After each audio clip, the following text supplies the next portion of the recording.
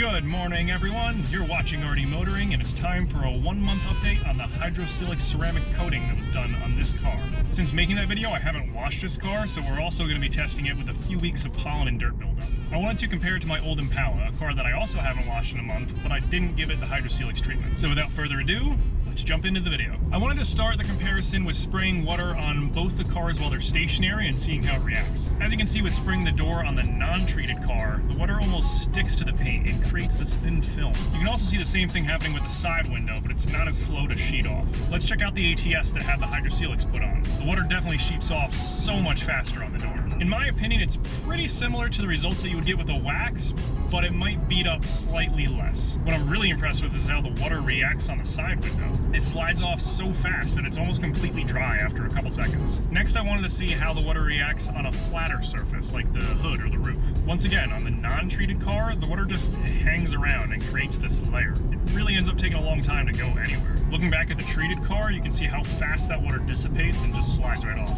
It's still a similar effect to traditional wax, but definitely go check out my video on the application of this product so you know how different the two processes are. The next test I wanted to do was to drive the cars under running water to simulate rain and how a moving car would affect the water. Once again, starting with the non-treated Impala, you can see how the water just clings to every surface. You would then think that building up speed would cause the water to blow off, right? Well, actually it gets much worse. The water just ends up rippling and it makes it nearly impossible to see out of. Check out this view from inside the car. It gets pretty unbearable fairly quickly, and I have to turn on the windshield wiper so I can actually see. Keep that in mind when we look at the treated car.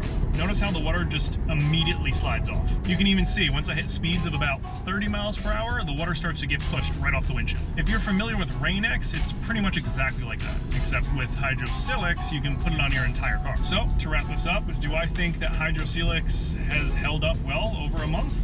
I sure do. It still has the same properties it did when I first put it on. But so far, you could probably achieve the same results with a quality wax and some Rain-X. I think a wax may beat up a little more, and it might not allow the water to slide off the paint as easily, but it's really hard to tell without having a direct side-by-side comparison. Leave a comment below as to what you think is better, using HydroSilex on the entire car, or just using regular wax on the paint and then Rain-X on the windows. Well, that's it for today, and as always, thanks for watching the video. If you enjoyed it, feel free to drop a like, and definitely consider subscribing as I post a new video every Saturday morning. Take care, guys.